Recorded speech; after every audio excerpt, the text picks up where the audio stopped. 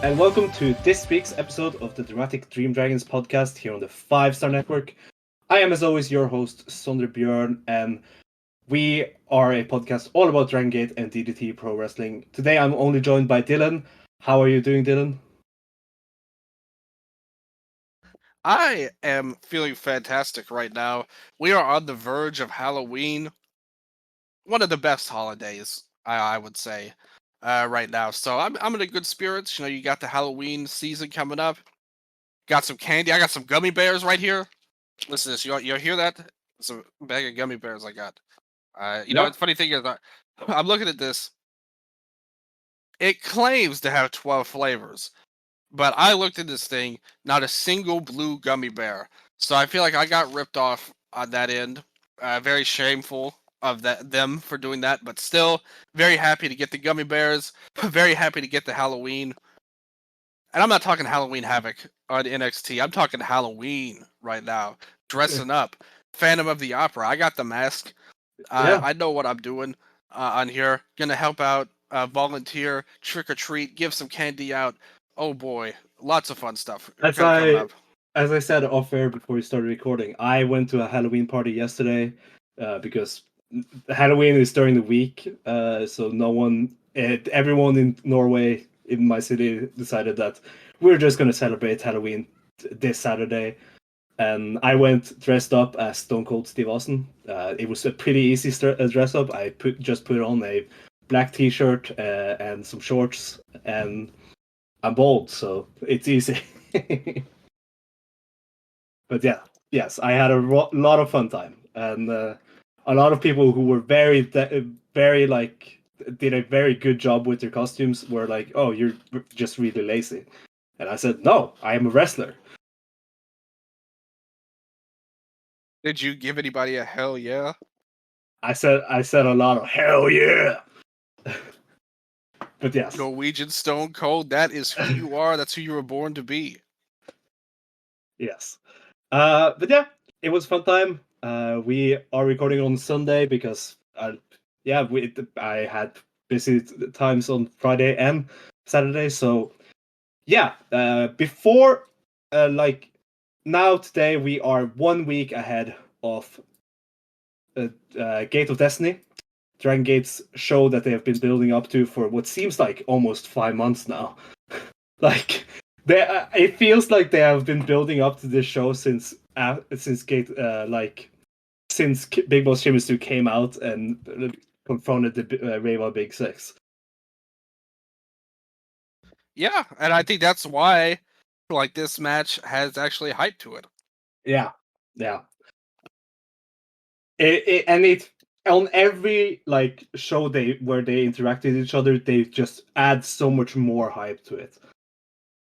So we're obviously going to start off talking about the main event, predicting the main event. We're going to go from top to bottom on this show, previewing it. And we, of course, are starting with the Open the Dreamgate title in the main event, since we're going from the top to the bottom. Madoka Kikuta making his third defense of the Open the Dreamgate title versus Big Boss Shimizu. And yeah, as we said earlier, they have been building up to this for a long time. A lot of great preview tags, a lot of heat. It feels like the real, like the only story that really feels like it matters in Dragon Gate right now. And I'm really into this. Who do you think wins here? Yeah, by far the best built story in the company right now. And as you said, not just the storytelling, but just when these two guys interact, they really do a great job of going all out. Really set the stage for a beef match, hard hitting stuff. And like we saw in the tournament they had in the King of Gate earlier, their match was one of the highlights, and it looks like this is going to really live up to those expectations as well. And it's just nice to have a storyline that has lasted a long time for the title, and it finally all comes to a head.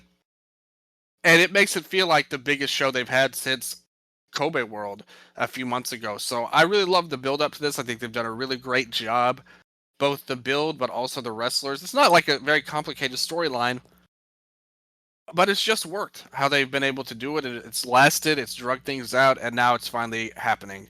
And I'm ready for it. In terms of who's going to win, I think that Big Boss, I think he should win. And I think he will, but I'm more, maybe 3 or 4 out of 5 times I would say that Big Boss would win. Yes. But it's also possible that Kikuta wins. So I think I will predict Big Boss Shimizu to win, but I don't think it's impossible that Kikuta doesn't win either. And I wouldn't hate it if he did. I just don't think there's a lot of great places to go if he wins the title. Yeah. Or if he retains the title, rather. I think there's more options with Shimizu finally getting the Dreamgate title. And let's see what he can do. Even if it doesn't have to be a long reign either. It could be a short one. But I think there's more upside to him to move forward the next couple of months, especially considering the big show in January, which we didn't have in years past as well. I think they're going to want a big main event for that. And I think it lends to a newer, fresher champion to have a fresher match there. So I'll go with Shimizu to win. But I'm not like super confident on it. I'm leaning towards Shimizu, but Kikuta could definitely win. Yeah. Yannick said in his predictions when he sent it in that he is 60-40 for Boss, whereas Boss has 60% of his predictions that is going to happen. And he says if Boss doesn't win, he will be pissed. And I think that is the general consensus of this match, is that Boss feels like the one with momentum. He feels like the one that has the kind of perfect storm behind him. He feels like the guy that should beat Kikuta right now. I can definitely see Kikuta retaining though. And I don't see it working if he retains, but I have some emergency fantasy booking ideas on how they could make that really interesting, but I don't want to talk about that because that's just fantasy booking. I think it's most likely that Big Boss wins, but as you said, I am not so sure about it. It is a very hard match to predict. I think he'll win, but again, we're just not that confident about it. Yeah. And I'm very aware of this fantasy booking because we talked about it together last week on there. And we'll see what happens. Like you said, we don't want to jinx the match, but maybe it's something we'll talk about in the future if things play out a certain way. But I think there's ways. I personally wouldn't be that mad if he retained. But I can understand why. I mean, I haven't been a fan of the title reign. I've stated this numerous times now, but I don't think it's like that outrageous. I think I will be okay with him retaining if I know that they are gonna capitalize, like they're gonna build to something even better, as a ending for his title reign. But right now I feel like Big Boss is the perfect ending for his title reign. But if they can, set up another ending and it works, then I will be okay with Kikuta retaining here.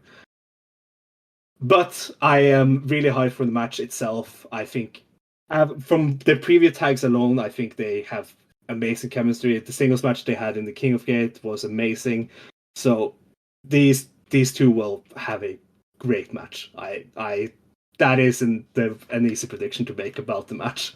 Is that I have a good feeling that it's going to be great work, because the preview tags have been awesome. There was a great segment in the Kagoshima YouTube upload where they just went ham at each other during the match, and like that after the match had ended, they were still brawling from out until they out of the arena. Very good stuff. I also really liked the skirmish they did where Big Boss teamed with Susumu and Kanda, and they faced D-Courage, all of D-Courage. pretty great preview tag that also in Across Fukuoka. So yeah, I'm really looking forward to this match. It should be a banger, well, one way or the other. I mean, these guys have great chemistry. We've seen it numerous times now. Yeah, and I mentioned the Twin Gate and Dream Gate skirmish from Fukuoka, and so the next match we can preview is the semifinal. MK, Suzumu Mochizuki, and Yasushi Kanda defending the Open Twin Gate titles versus D-OH, Dragon Daiha, and Yuki Yoshioka. I think this will be MK's 5th defense. I'm not so sure about that, but yes. How are you feeling about this match? Like I said before, this Kanda and Susumu deal was a fun thing, but I really think it's outstayed its welcome. I would rather the tag titles be on somebody like a team like these guys, like the D-OH OG team, that didn't have a long reign at first, and I know could have a lot of great matches. We talked about it before. You think that they might do an M3K blow up match with the Mochizukis there, which would make sense storyline wise. Which I could see making sense as well. I don't know. I don't really need to see these two with the titles anymore, regardless of the payoff. Like, you could do something with otherwise. So I'll go with D-OH here. Yeah, I definitely see that point of it. I would, don't get me wrong, I would fucking love D-OH winning this. Because like the original duo of D-OH is where I first started getting really into Yuki Yoshioka and Dragon Daiha. Like amazing storyline that led up to them forming, and then that they had a tag reign that was good, but it ended because Yuki Yoshioka was gonna do his big main event push. But I mean, they had a lot of good matches during their reign, so I wouldn't be against them winning it back. But I feel like, and I think Yannick agrees with me on this because he has also picked Susumu and Kanda. I feel like this title reign has been leading to Susumu and Kanda versus the Mochizukis. I think I said that last week, and I still stand by that. But yeah. Yeah, just like I said. Yeah. I think the match is going to be fun. These final two matches on this show it will probably be what makes this show worth it in the end, because a lot of the matches before this is very question mark heavy. The match before the Open the Twin Gate title match is the third title match on the show. Open the Triangle Gate match, Dragon Kid, Punch Tominaga, and Yamato defending for the second time versus Don Fuji, Takeshi Yoshida, and the Bodyguard from Osaka Pro. Yeah. How are you feeling about this? Yeah, the punch deal's just fun, goofiness. This match has really no wrestling interest. It's just fun to see Punch with a championship and to do this weird storyline. Bodyguard is just clearly for the Osaka crowd. Obviously, he's like a hometown guy.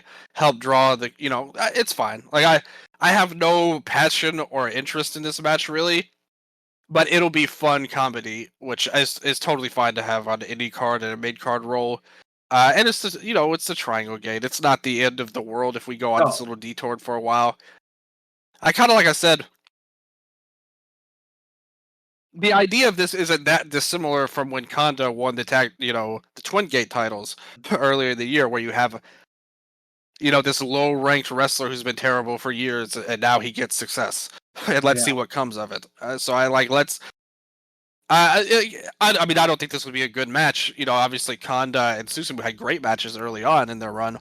Yeah. This won't be like that, and it's not even meant to be. It's just a goofy comedy match, and that's what I expect from it. And I don't. I feel very confident that the Punch team will retain.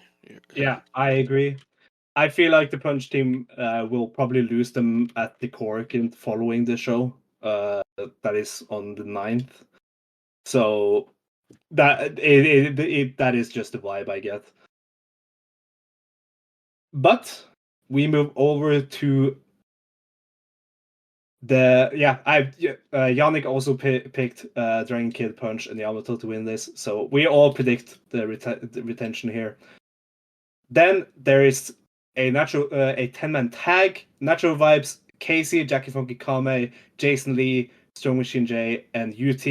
This is basically all of Natural Vibes without Big Boss Shimizu. Teaming up and facing the freelance team of, the freelancers and Luis Mante and Ultimo Dragon. So Eita, Luis Mante, Naruki Doi, Shuji Kondo, and Ultimo Dragon. I have a feeling that this is going to be just fun, multi-man stuff. I have loved what Luis Mante has done on the house show loop lately. It's been amazing stuff. Yeah, he's great. This match is really just more build for him. I feel like in whatever group they're going to try and spin out of all of this surrounding him. Yeah. And I'm fine with that. Again, you've got a good group of guys here. I think you could have a fun little match. I don't think it'll like blow the roof off or anything, but I think it'll be a good mid-card match that advances something with whatever they're going to do with Luis Mante. And I'm into it.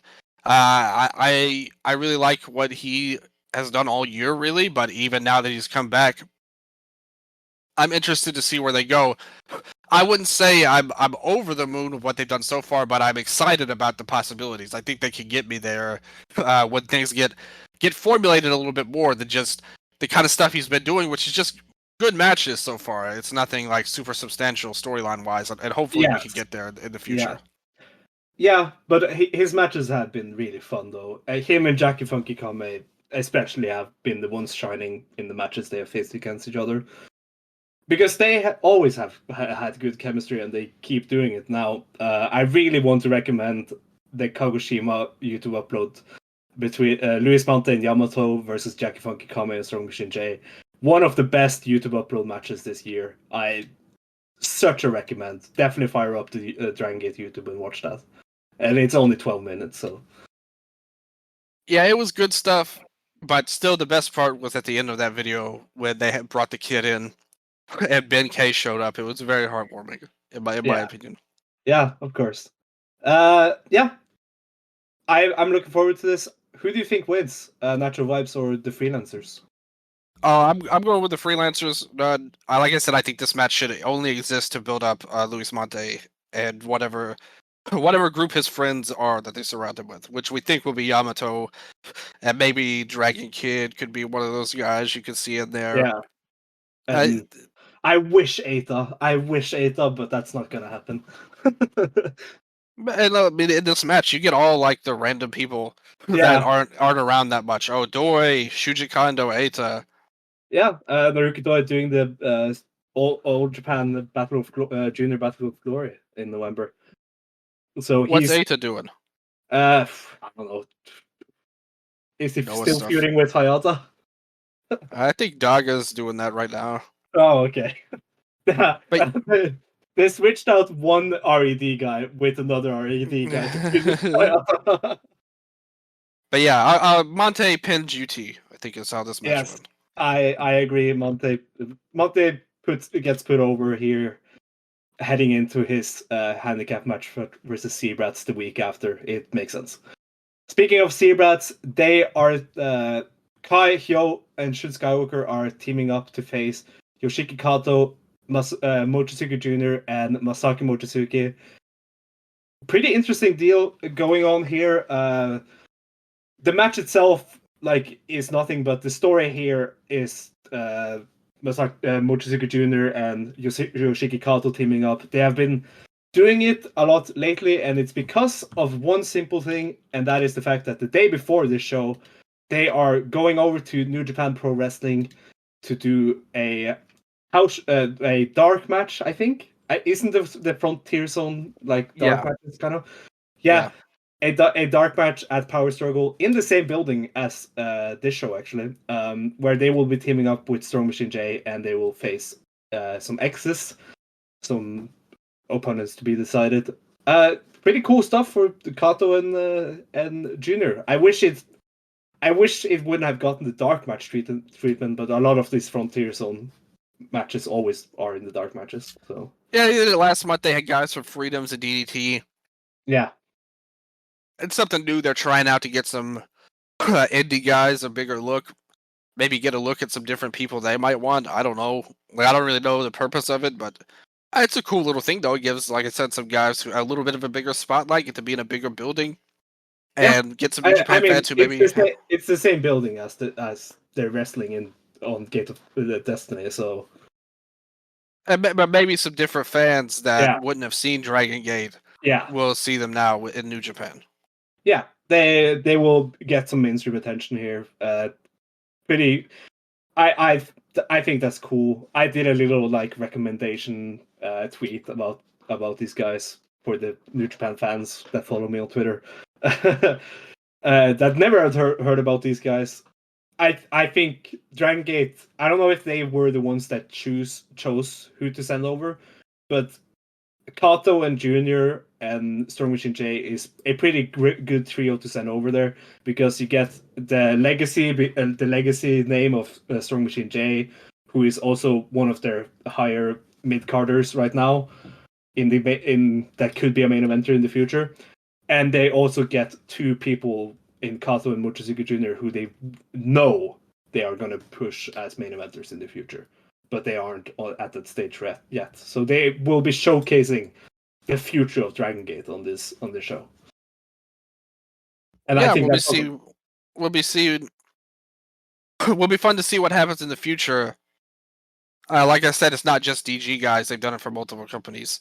So we'll see if they bring more back. Maybe they'll send some other guys over in the months to come. But it's a cool little initiative. Hopefully, they keep it up for New Japan. Yeah, and Mochizuki Junior and Yoshiki Kato have great tag chemistry. They have shown that on the YouTube upload since this got announced. And this got announced after Yoshiki Kato finished his trial series when he faced Masaki Mochizuki in what I would say is, other than the Big Boss match, one of the best matches in the trial series. Yeah, this has been the stuff that I've enjoyed the most, honestly, in DG was his series. I like. There were some that weren't as great. I didn't think the Shun match was great shakes, but the rest of them I thought were all really good. I mean, Big Boss was a great match to start off. Yamato was a chop heavy match. I thought was perfectly good. Mochizuki, like you said, great match. Ben K. NK bumped his ass off for Yoshiki Kato, and I like that match.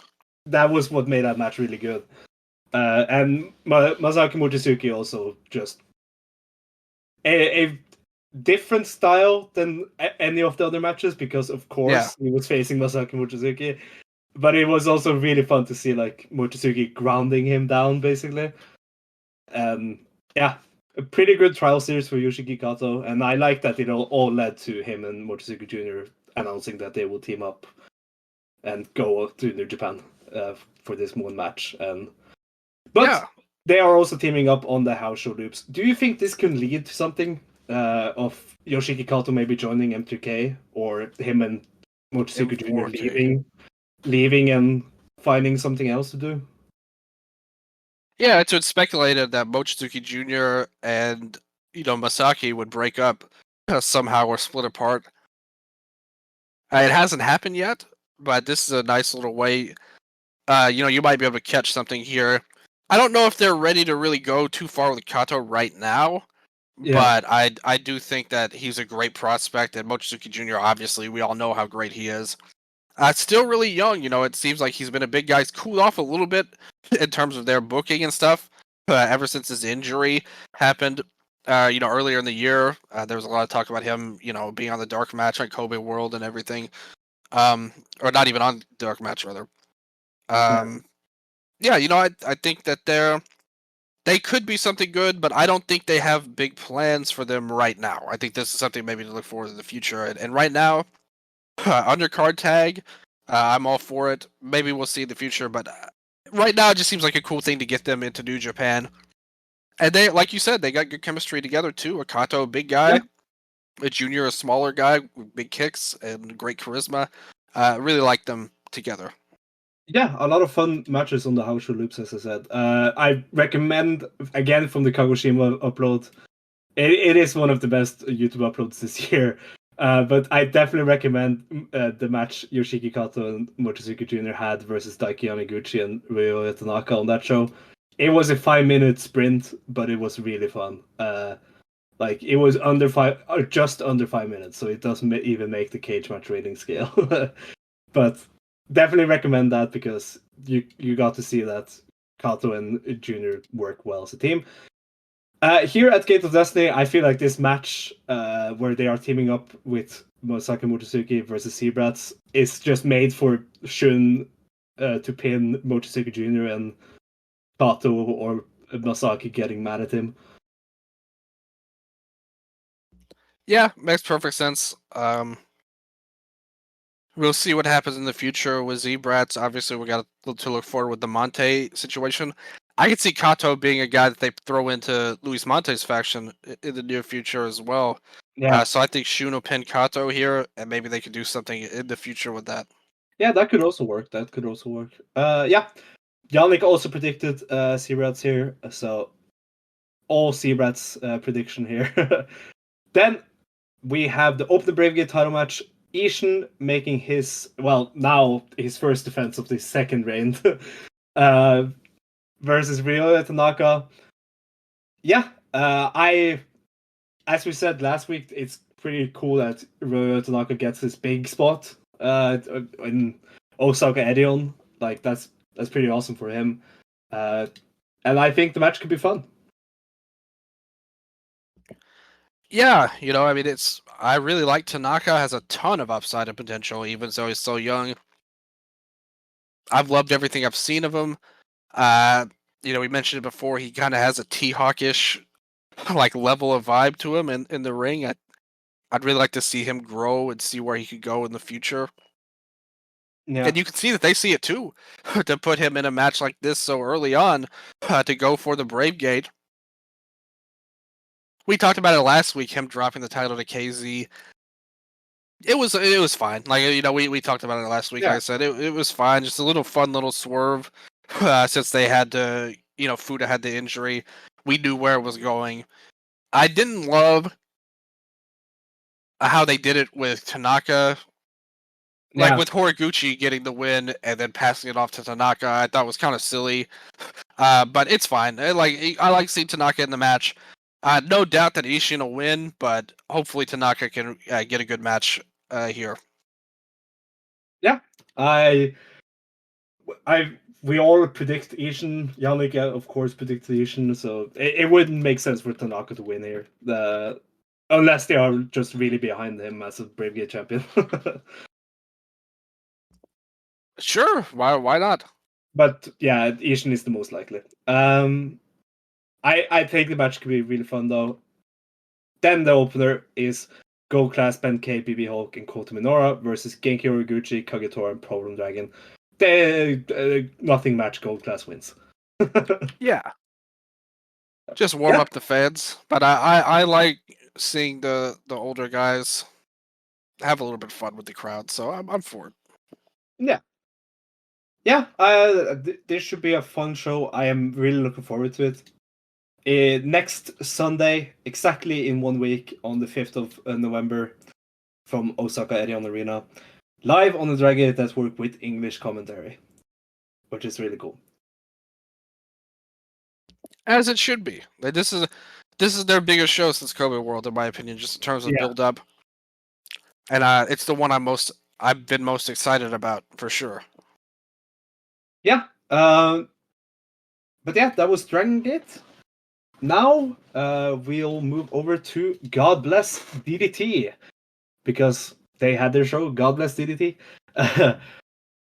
Live from Tokyo Korakuen Hall on the 22nd. This was billed as the last big show before Ultimate Party in Sumo Hall.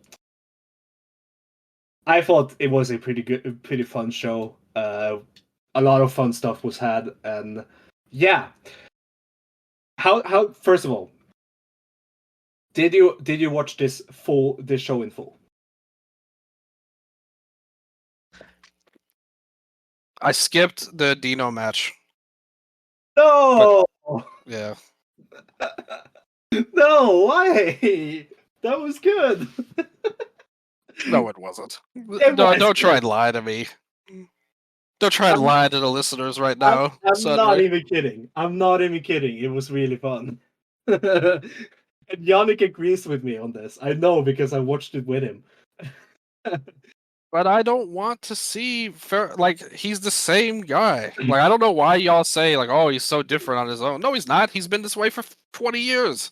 Yeah, but what we mean by that is that Dino it's more charming when he's alone. No, it's not. It is. Totally disagree. But like I said, I've been watching this guy forever. Like I know what he's about, and I know that I don't like him. So I mean, I have no problem with him. I've always said he's like without him, DDT doesn't make sense as a promotion almost.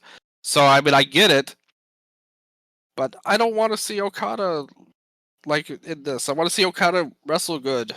Why can't I have my Okada? Why does he have to lose all the time?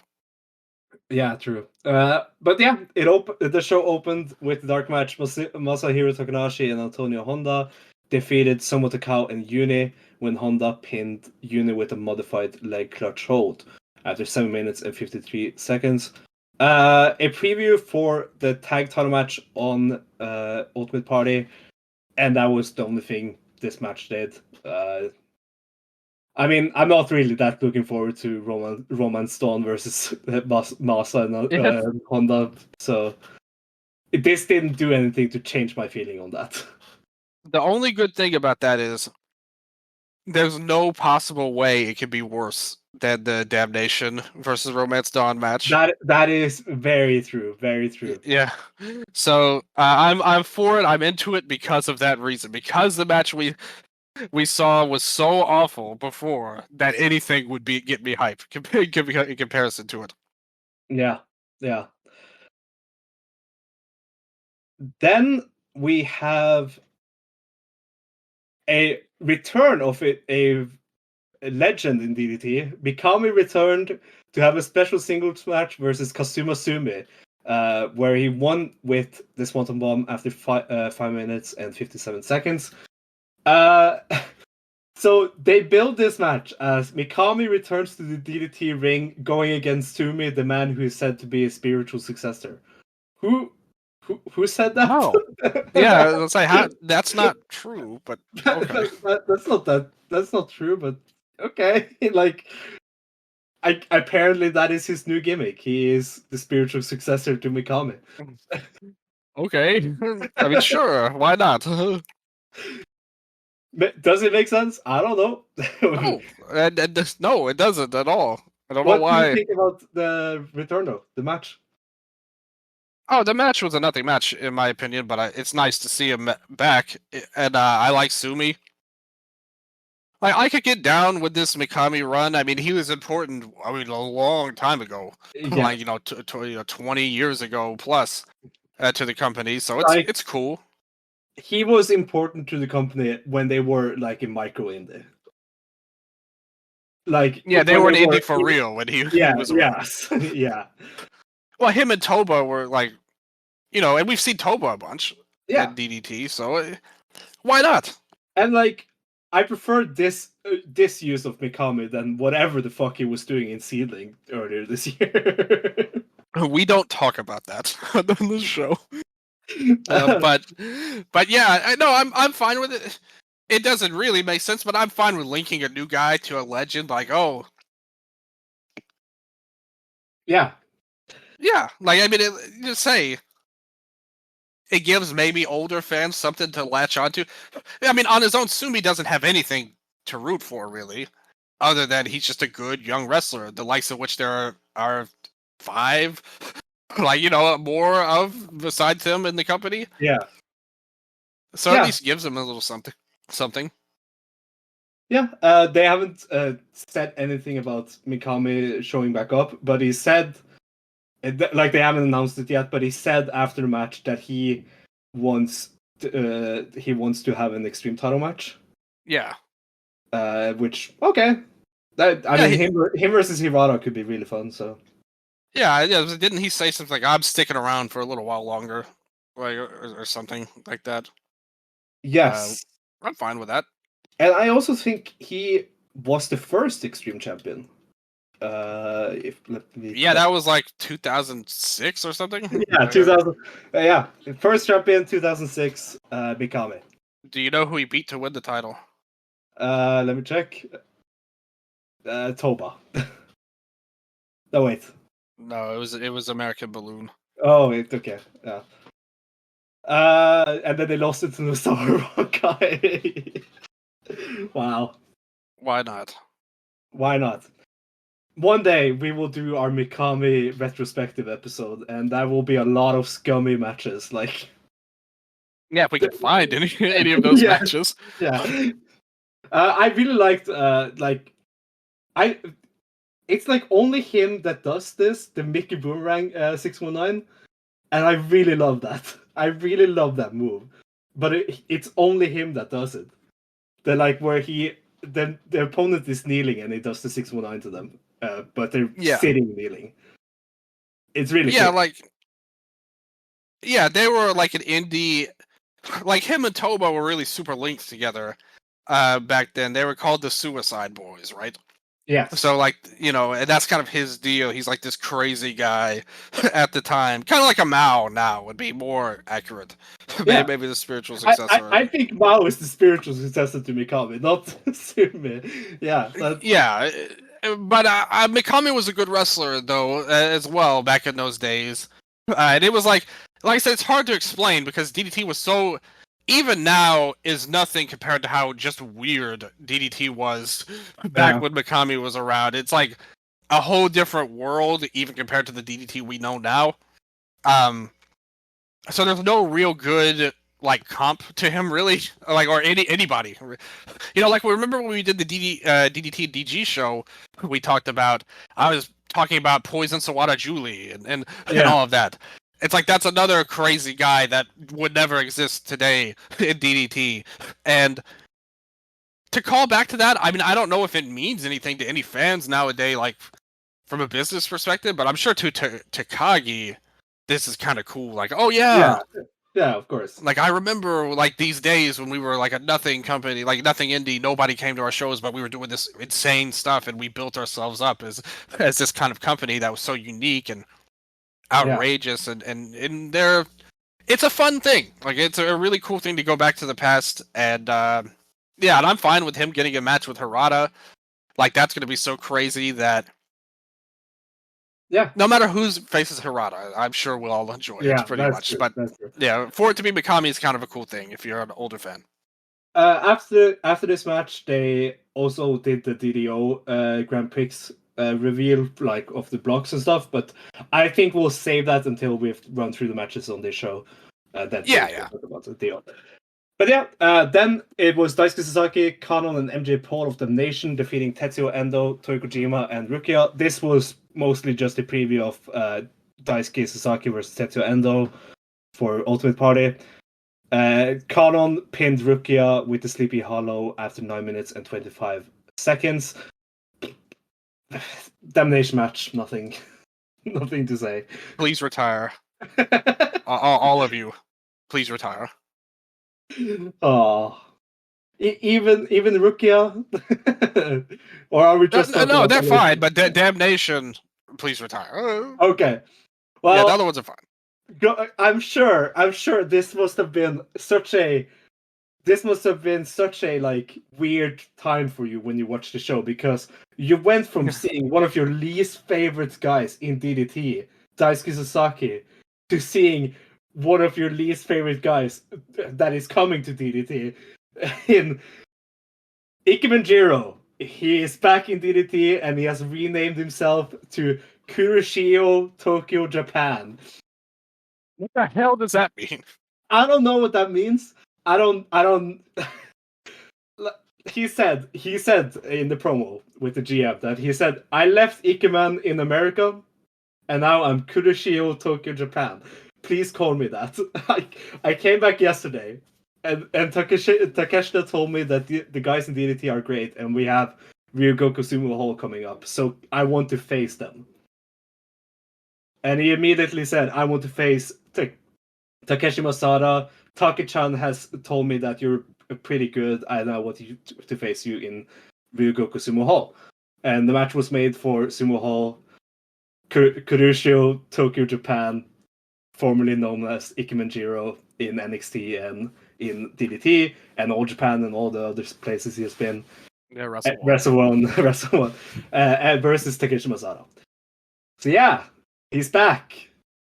He was already announced the day before returning to All Japan in the Real World Tag League. And he also announced his own produce show where he's main eventing versus Yamato from Dragon Gate. So yeah, it's been a real Ikemen Jiro, or should I say Kuroshio Tokyo Japan week. And how are you feeling about it, Dylan? What I want to know is why was Takeshita buddy with Jiro all of a sudden? He's supposed to be a heel guy now. Why is he putting over Masada and helping out Jiro? What kind of crap is this? That's actually a good point. Did Jiro broke kayfabe in this promo? Yeah. Like, Jiro, you are unprofessional once again with this. I mean, let's face it. If you're familiar with Jiro, whatever name he has, you know that he has straight cheeks. You don't want to watch this guy wrestle. Or even do fun stuff. He was in DDT before and didn't even get that over. Like, compared to, like, Wrestle 1, he was, like, a dude. For Wrestle 1, he had popularity and all of that there. I'm not denying that. But he's not that entertaining or funny. Like, he's just like, oh, I have a jacket. That's literally his whole gimmick. It's like, I have a jacket. I mean, from what I've been told about the NXT run, that was basically he just continued the stuff he was doing in Wrestle 1, All Japan, and DDT. Not true. He also had a gimmick where he had diarrhea all the time in NXT. Oh, okay. That's our Shawn Michaels booking right now. And him and Kushida was teaming up as a silly theme, I think. Yeah, he was eating all this food. He was like the king of freaking remember on YouTube there was a craze, it might still be a thing, where for some reason it got super popular to watch people eat a lot of food all at once. Yeah. And they tried to capitalize on it with him, which I don't know why it was why he was the one chosen for this, but hey, we all need to have a gimmick. And they said, look, this jacket deal, it's cool, but we need to give you a little bit more depth. To be honest, I think this guy's misplaced in wrestling. Like, this guy should be like a TV show host. Like, he is not a wrestler vibe. He is more of a like TV show, silly Disney Channel like. Yeah, good point. Contestant and host. Yeah, put this fool on Disney Channel. Like, give him his own show, and I don't know. Did you ever watch any Disney Channel shows? Yeah. Sondre? Yeah. But like, what was your favorite? Oh, I don't know. Well, maybe Wizards of Waverly Place. Maybe Good Luck Charlie. I like Zack and Cody. Oh yeah, Real Life of Zack and Cody. Yeah. Okay, I can get behind that. But like, Jiro seems like the guy that like laughs at like kids getting goo all over them or something, like the green goo, like total the DX, slime, total DX kind of stuff. Yeah, the green slime. I guess it's more of a Nickelodeon thing. I actually don't understand why he was let go by WWE, because he is perfect for them. He is the Japanese iCarly, is what you're saying, pretty much. So I guess that's a Nickelodeon show. Maybe Wizards of Waverly Place was too mature for Jiro. I apologize for that. We need to dumb it down a little bit, so we're gonna move it back to iCarly for him. Yeah, he sucks. I don't know. Yannick was laughing during this. I don't know, that it doesn't really appeal to me. He is the one guy that I've never gotten. Every time I've seen him wrestle, I've never like gotten him. Like, Do you like his jacket? I thought it was very dumb. Do you think he's Ikemen? Well, I mean, he kind of has to be, right? Have you ever been called Ikemen? No, isn't okay. So Ikemen, like it's you're meant to be like cool, like good looking. Yeah, like cute or handsome. Yeah, Which I have yeah. been called this myself, by the way. I don't to brag or anything like that. Okay. But I am way more Ikemen than Jiro Tokyo Japan. That's his new name, right? Yes, it's Kuroshio Tokyo Japan. Oh, excuse me. I am way more Ikemen than Kuroshio Tokyo Japan. He will never beat me in the Ikemen game. Ask anybody. Anybody familiar with Ikemen, anybody familiar with handsome men, they know they will pick me over Ikemen Tokyo Japan. Or Kuroshio Tokyo Japan. I Yeah, apologize, Kuroshio. yeah. What that name is going to take a long time to get right. Stupid name. What about when they were like, oh, we'll call you Kuroshio-san, Tokyo-san, Japan-san. Oh my god. That's what his full name That's his should full be. name. Yeah, yeah. And Okay. he's admitting that he's not as Ikemen as me by this name. So how can you argue against that? He's not Ikemen anymore. Yeah, that's true. Yeah. We move over to what was a good match until it ended abruptly. Yeah. Uh, Hey, more you, debuts coming for DDT. yes. Yuki Naya versus Yu Kuriku ended in a no contest when the Saito brothers from All Japan ran into the ring and attacked Naya in Oh, a I know very you love this. in a very silly spot. 5 minutes and 17 seconds. This actually was set up the day before when Yuki Naya was in All Japan, and like the Saito brothers came out and like started beefing with him after his match in All Japan. So they kind of set it up there, and the day after in Korakuen, they came out and cost him his match. The match itself, before we talk about the beatdown and stuff, I thought it was really fun. I thought Yu Kuriku was holding his own against Yuki Naya. Like he even did a tope in this match. Really fun. I really like Koraku. Yeah. Yeah, I mean it was short. They kind of just this was kind of a background to set up the thing, Yeah. but yeah, I'm always down for like a fine little mid card match. I'm not super high on Naya, but Koraku I really like. Yeah. So yeah, the Saito brothers just walked out, started beating down Yuki Naya. Then they double choke slammed him, and Rei Saito took the mic and said, "Well, he is announced for the D-O. Him and Naya are in the same block, and that on November 12th they will beat the hell out of them. I think they have a match. Yeah. Yuki Naya is facing the Saito brothers at Ultimate Party. I think it's Naya, Akiyama, and maybe Okada versus the Saito brothers and Tenshu from All Japan. So it was basically a setup for that Ultimate Party match and for Rei Saito versus Yuki Naya in the D-O. And yeah, I mean, that's cool. Yun Saito said the D in the D-O stands for Doom. Okay. What did you think about the Saito brothers showing up here? Listen, these are double champions right now. Yes, they are. They're champions all over the country, all Japan, great, and they will be the champions of DDT as well when they win the tag titles eventually. Triple Crown Tag Team Champions. Oh man, I don't know if Romance Dawn versus the Saito brothers is a draw for me actually. Listen, I was here. I was here when you watched the Saito brothers versus Kento and Yuma.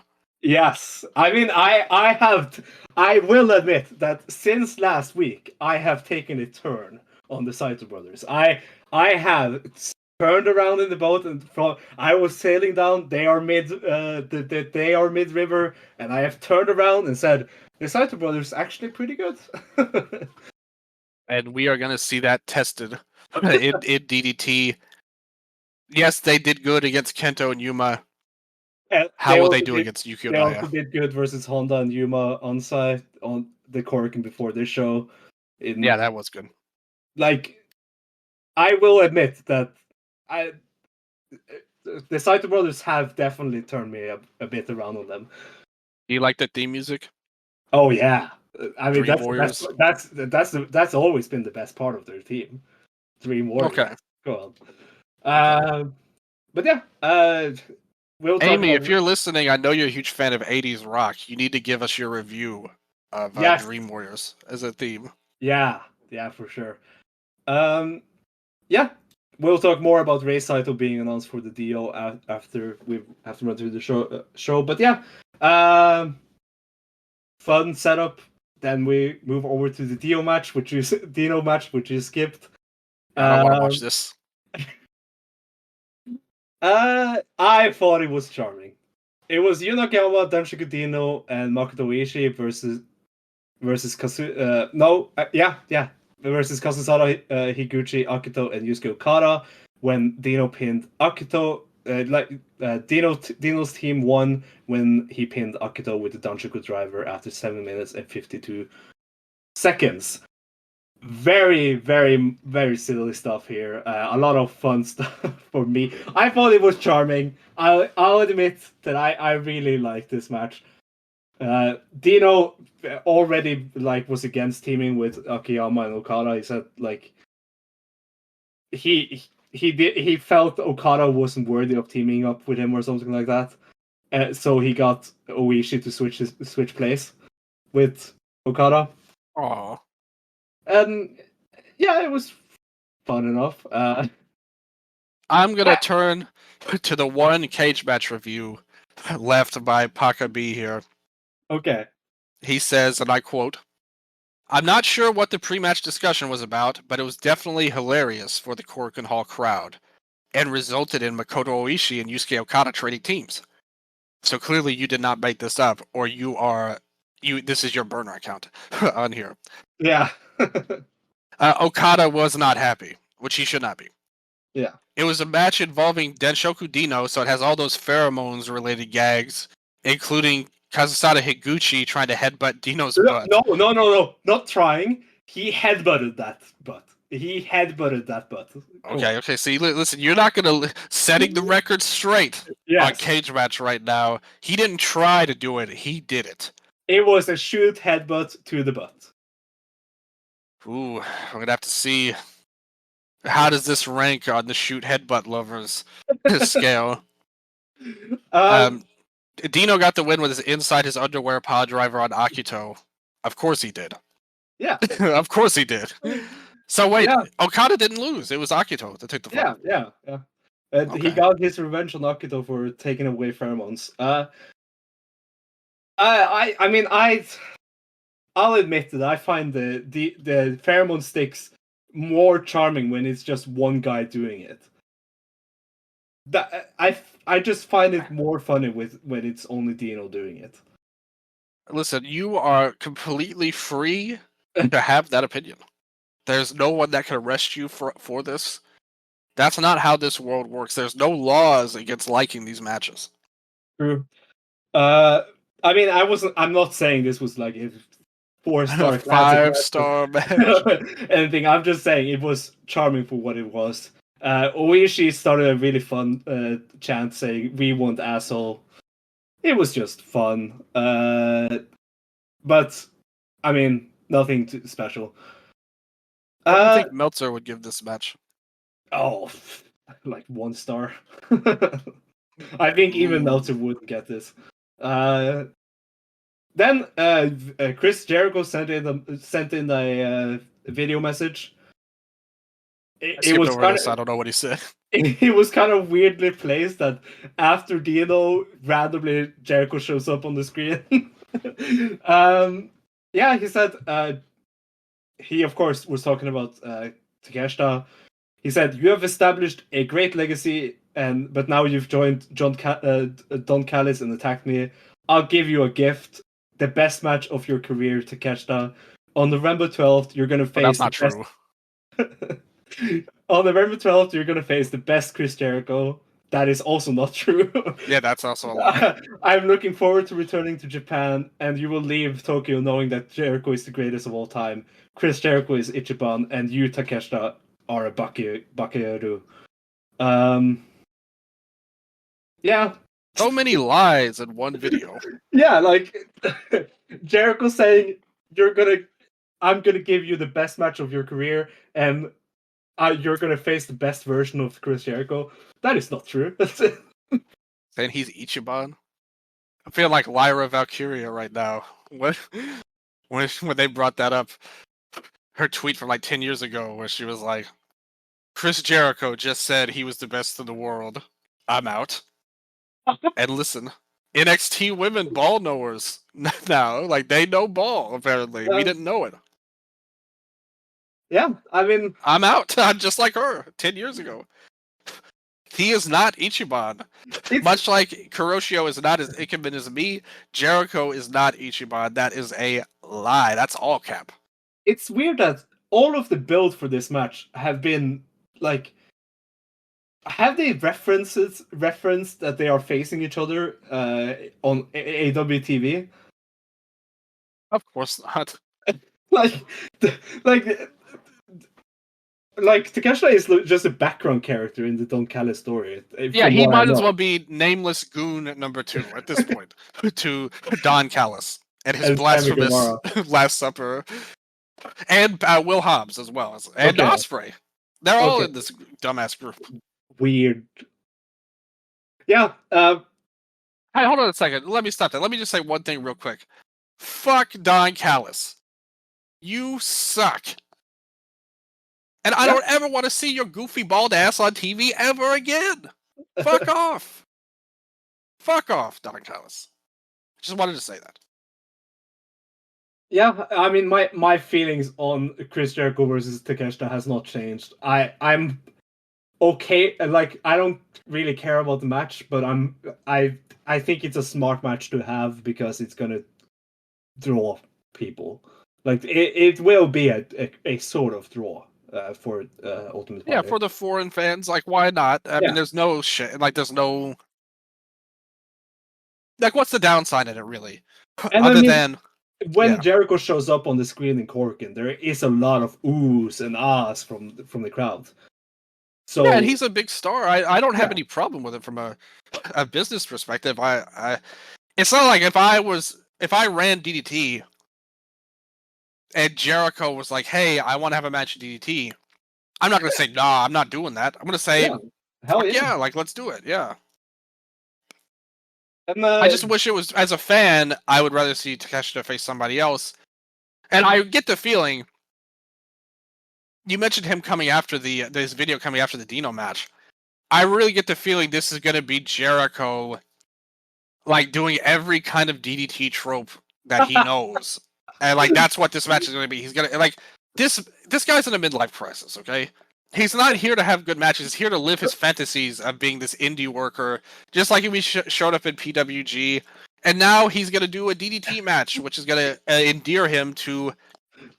So your prediction is a lot of boxes and him stripping down, doing pheromone stuff. I don't know about that, but I don't think it's impossible either. We don't see Dino show up here. Do you think he's going to do the Tokyo Go Dance with Hirata? I don't know. Maybe it's some kind of backstage video. You have to think he's going to win that title. Like the heavy metalweight title. Okay. Okay. Yeah, Hirata wins the heavy metal title back from Hiromu. Yeah, okay. You have to think Jericho's going to do that at least once. Yeah. Like I said, yeah. That's my prediction. I think the match could get more hype if it was more of them interacting with each other than instead of like just Jericho sending in video messages. Like, but whatever. We move on to Osaka Kai's debut 10th anniversary match, volume 4, special tag match. Yuki Sakaguchi and Hideki Okatani of Eruption versus Saki Kai and Shihiro Hashimoto of Sendai Girls Pro Wrestling. Yuki Sakaguchi and Hideki Okatani won when Sakaguchi pinned Akai with the God's right knee after 12 minutes and 19 seconds. I thought this was a really fun match. Like, I wouldn't argue with you if you said this was match of the night in Korakuen. Yeah, it definitely was the most emotional match. Yeah. The like elbow Hideki Okatani hit on Saki Akai in this match was so brutal. I love that. I think this was the match of the night, honestly. Like, of this show, I think I would pick this over the main event. Yeah, the only other is for me is the Masada and Hirata match over this. But yeah. Yeah, the thing with that is... Yeah, we'll talk about that. Yeah, we'll talk about it. Yeah, this is a good match, though, and very cool, like, to see Saki face her own, her closest, people in DDT in the company before she retires. That added a little bit extra to it. Hashimoto wasn't a focal point, but it's always nice to see Chihiro. She didn't do that much in the match. It was basically just the background. Yeah, exactly. This is more about Saki than anything. Yeah, but it was good. Like I really liked it. Like, well worth watching. Yeah, and star match. If you follow her story, then you definitely should check it out. Yeah, for sure. And the post match promo was just so emotional because this was Saki Kai's last Korakuen for DDT. And she also worked her last Korakuen for Tokyo Joshi Pro on Friday. So yeah, after this week, she will not have any more Korakuen matches. So yeah, it was kind of a farewell to Korakuen.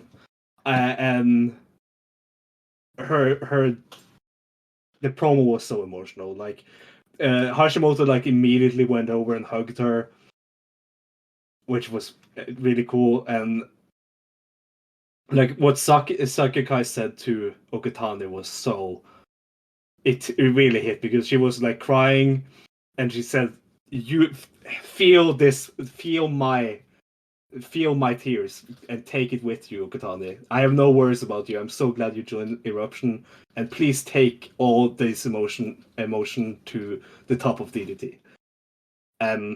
Yeah, amazing stuff.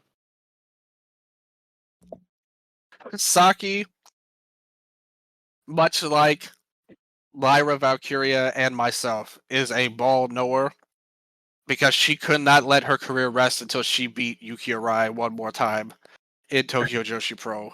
She had to do it for me and the people who don't like Yuki Arai, and I'm thankful for that. True. That's what made me more emotional than all this Okatani stuff. Okay. That's nice. Moving on to the Extreme title match. Okay, so they did the Extreme and Iron Man Heavy Metal double title match. Let's enjoy. Everyone will have a great time. Death match. Kazuki Hirata, the Extreme champion, retained over Takeshi Masada and won the Iron Man. Well, he didn't win the Iron Man because of that, but he won via count out after 50 minutes and 27 seconds. V4 for Kazuki Hirata. And a lot of stuff. This was such a Hirata match. It's hard to review this because a lot of stuff is stuff we don't really understand. Let me ask you this, Sondre. Speaking of ball knowing, how do you rate Masada's basketball skills? Oh, yeah, that was. Yeah, I mean, he did fine. He did better than me, I would be terrible. He missed though. Yeah, He I would missed the also miss. shot. I wouldn't miss. Like I So said, yeah, the rules of Yeah. this deathmatch. I just have to say these rules of this deathmatch. They build this as a deathmatch, and the rules of this was there will be nothing special. yeah, During the match, there will be a situation where people will be entering and making the match enjoyable. We hope Takeshi-kun enjoys what happens. So that basically meant that randomly during the match, 3 masked dudes would come out, and they would do and the match would stop, and they would do party games. Their first one they did was Jenga, which was just amazing. The Korakuen reacting to them placing the Jenga blocks was just fantastic stuff. I laughed my ass off during that. Then they did some normal wrestling again. After Hirata and the Maskmen scared Takeshi enough so that he made the tower fall. Then, as you said, Takeshi Masada was forced to play basketball, and it was they did a very good emotional zoom in on his face, and it felt like he really felt the pressure. Amazing stuff. I thought the facial acting in this match was just amazing. Then they did some drinking games where they drink some beer. Then they Masada was forced to try to run away from Hirata and the Maskmen, and they kept chasing him. And then they got back into the ring, and Masada was knocked off the apron right before Hirata rolled in, and Hirata retained. You have to see this. You have to see it to understand what happened. I can't do it justice. and then he pinned him again, immediately, Yeah, then they pinned him again to win the Iron Man Heavy Metal title. which he already had, but he just did it. But yeah, before we talk about all the post-match shenanigans, which was a lot, what did you think about the match? Yeah, I mean it was absurd. It was very fun. I will say this was there was so much to it. Like you said, with all the different games and the masked guys coming in. This would not have worked had it not been for Ashman's great work with the DDT Pro English account. Because having that Twitter account open on the other screen during the phone during watching this match, and seeing his translations of what they are doing next, just made it more that made the match work for me. Yeah, I mean, I wasn't confused or anything. I got the gist of it that we're gonna do different weird stuff during the match and play games. And like you said, I mean, the crowd loved it with the blocks and everything, and the basketball stuff was very fun. I played basketball when I was in school, and I love the sport, so I'm all for it. It was a lot of fun. I think that as a full package as a match, I think I enjoyed some of the other ones a little bit more than this, though. I will say that's only because Hirata's matches have such a high standard. I agree. The Doi Yeah. match was better. I thought the Hiroshima match was better, actually. Yeah, the Hiroshima match was a completely awesome. And this was still a lot of fun. Yeah. And it was great for what it was. So I have no complaints with it, but it didn't make me laugh out loud the way the other ones did consistently. But the basketball stuff did amuse me greatly, I will say. And even afterwards with the immediate pin was very amusing, because they did this he tried to run back into the ring, but he wouldn't let him. And then they basically was they came in and was oh, you helped me be more popular, or whatever. So they shook hands, and he immediately locked in the inside cradle for the win. So it was all fun to me. It was very enjoyable. Yeah. And the Extreme title reign continuing for Hirata is just awesome. And I thought Masada, this was the first match where we got to really see his like comedic acting abilities, and I thought he did great in that. Like his facial expressions during the match was amazing. And yeah, after the match, after Masada had won the Extreme title, the Iron Man Heavy Metal title back, out of nowhere, Hiromu Takahashi came running out and pinned him with a schoolboy, and took the Iron Man Heavy Metal title from him. So yeah, that led to almost 10 minutes of Hiromu and Hirata just talking and doing silly bits. And I thought it was so entertaining. Again, shout out DDT English account for helping me understand what the promo was all about, because man, so much just fun stuff between the two there. Hiromu, I feel like DDT is where Hiromu actually belongs. Like, I feel like that DDT is the promotion that fits his like whole character way more than New Japan does. The best part about this is I'm pretty sure I had this exact attire that Hiromu was wearing when I was a small child. Like late 90s, like 2000s era. What was this? It was like all bright colors. Like, I loved it. It was awesome. And yeah, him and DDT, this is more up his alley than like wrestling real matches outside of New Japan, in my opinion. Like, we've seen what he could do in the other companies, and it hasn't been great, like, for a long time now.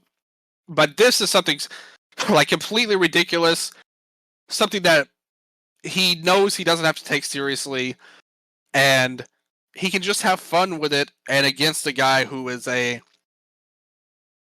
like expert at this particular craft of crazy, fun, goofy matches in Hirata.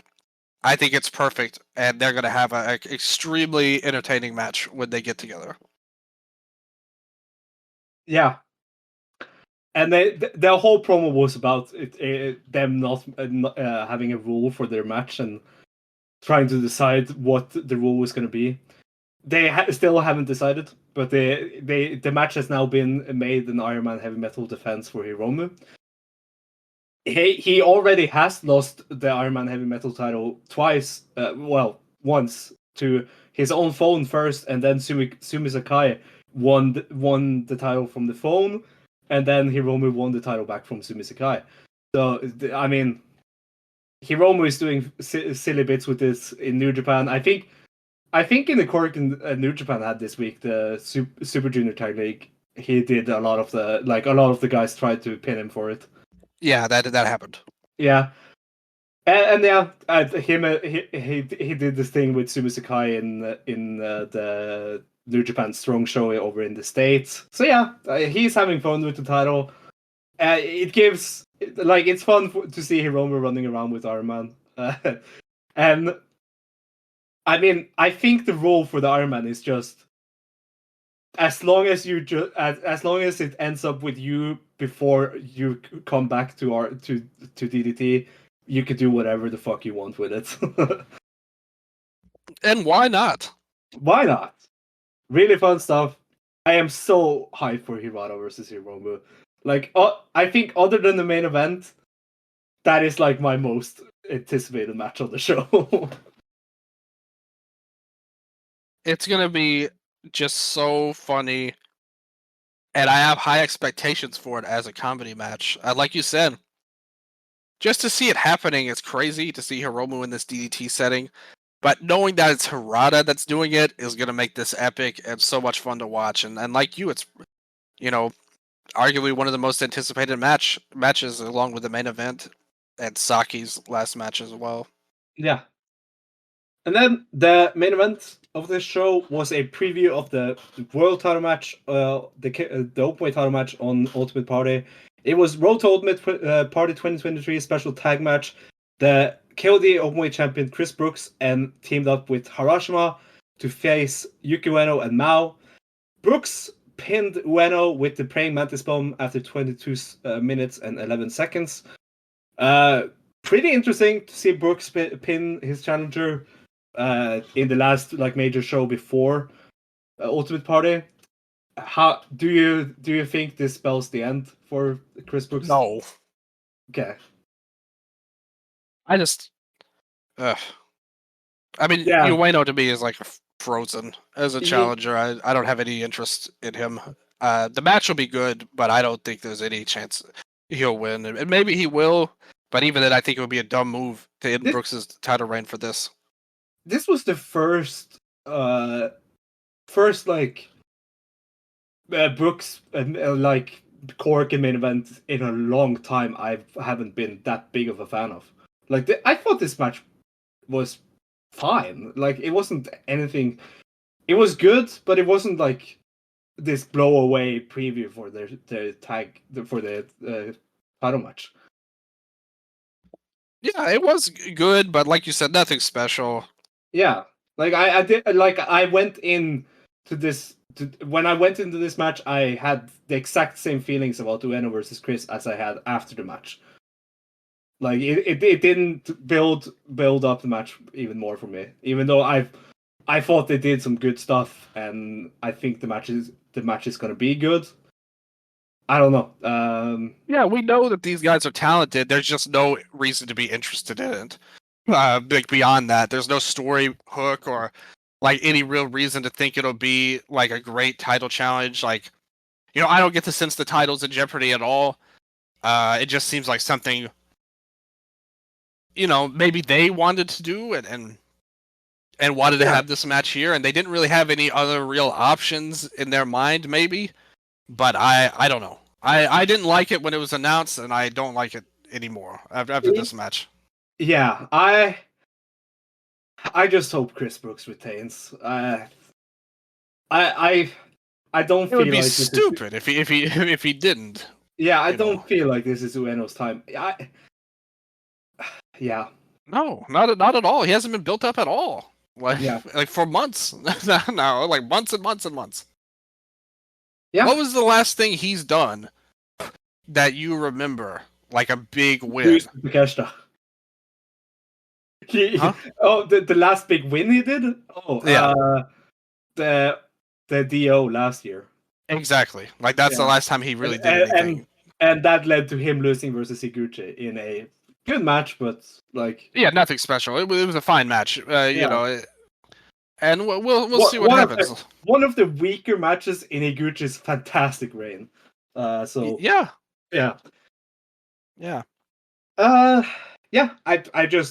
I'm looking forward to the match. Let's hope Brooks wins. But yeah, after the D-O, Brooks or Ueno will. Oh well, both Brooks and Ueno will be in the D-O, but who will be the champion? It doesn't matter because they are not in the same block. Ueno is leading the A block. The winner of last year's tournament is leading the A block of the D-O Grand Prix 2023 this year, and he's joined by Tetsuya Endo, Kazusada Higuchi, Daisuke Sasaki, Harashima returning, and Yuki Ueno.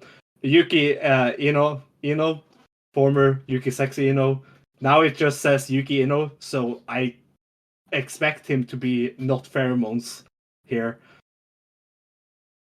So that is A block, and B block is Chris Brooks, Mao, Yuki Onaya, Kanon, Kazuki Hirata.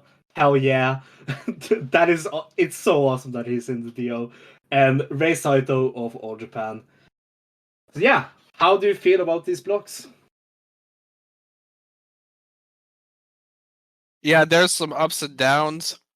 Yeah. In both blocks, really. Yeah. Yeah, Hirata finally got into the D-O.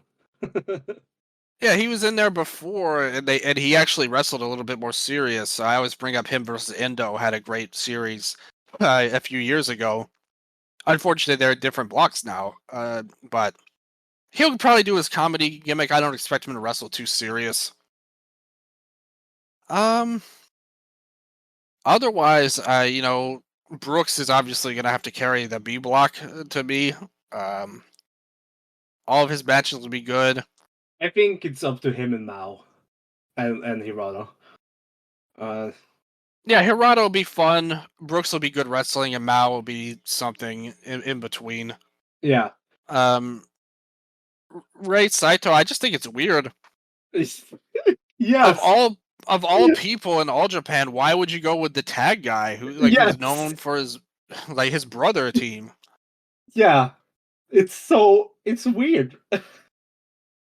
This couldn't have been Hikaru Sato, like somebody with actual Yeah. history with DDT, or Yeah. anybody really, like a singles guy. I know. I mean, it wouldn't have made sense if it was like it would have made sense if it was Suwama because he's feuding with Akiyama, but it would They don't want also him wouldn't losing to make these sense. DDT Yeah, guys. yeah, Yeah. like he wouldn't do that. That's the thing. Um, Even yeah, Yoshitatsu would have been more logical yeah, than true. this. Uh, I mean, I have a feeling that Rei Saito is in this only to have uh, the count out match with Yukio Naya where they brawl and get double count out.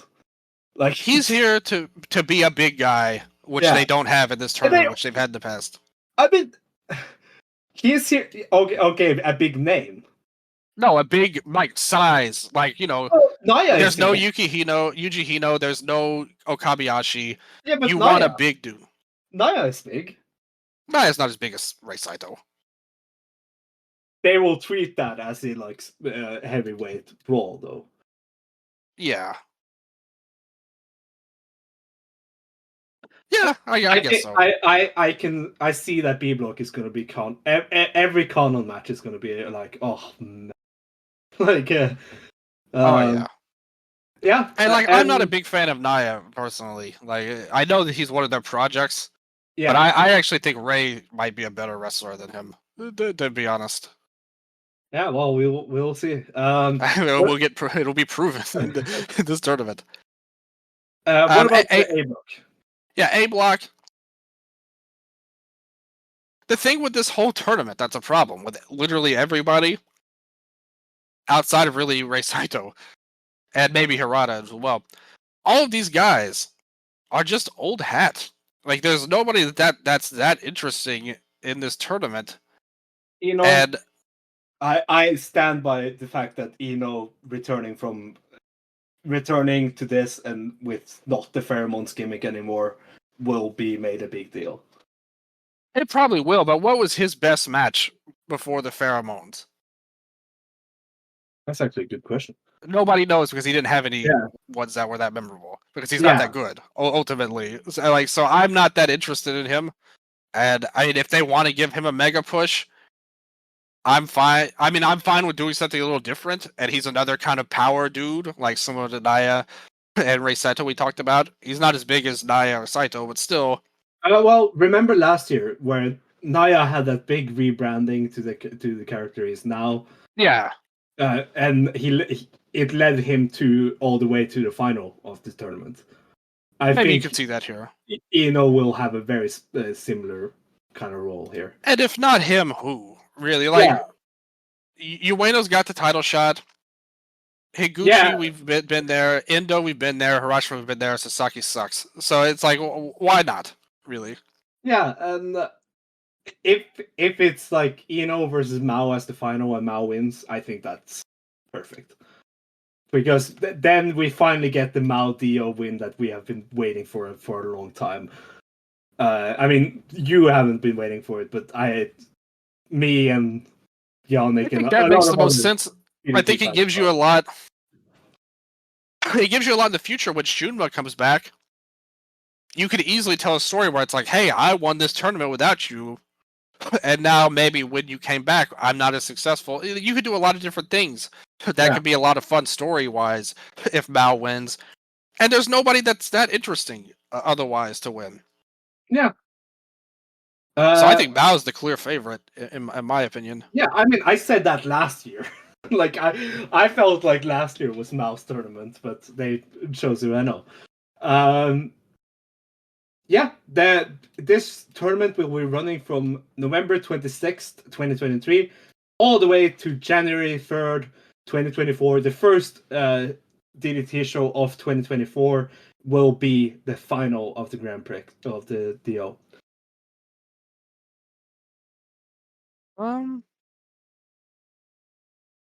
Yeah.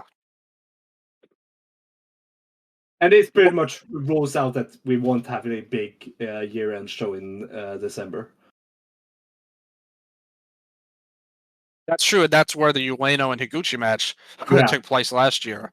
Was after the tournament, and that's where the Takeshita and Yuki Okabayashi match happened the year before. Yeah. It's always been the like. But yeah, why do you think Sakaguchi isn't in the tournament? I don't know. I honestly think like Ukatani should have been in it. Him too. I mean, you've got room for Kanon, but you don't have room for those guys. Yeah. Because like I think Okatani, like Sakuya saying like take it to the top would have been like a story for Okatani in the tournament. Yeah, like that would have been a perfect lead in. I don't know. Yeah, Okatani is the one I'm missing the most from this tournament, and I agree with Sakaguchi. Yeah, I just think Sakaguchi is a better wrestler than most of these people. Wow, in the tournament. Maybe. I mean, I'm happy to have Harashima back. Yeah, that's cool. Last year they did the deal where it was like nobody over 40 in the tournament. It was terrible. It wasn't the best because it locked out Harashima, especially Harashima from it. Yeah, he's the only one that returned. Really, again, I don't know. Why can't Sakaguchi be in this tournament? I think he would add something different. Yeah.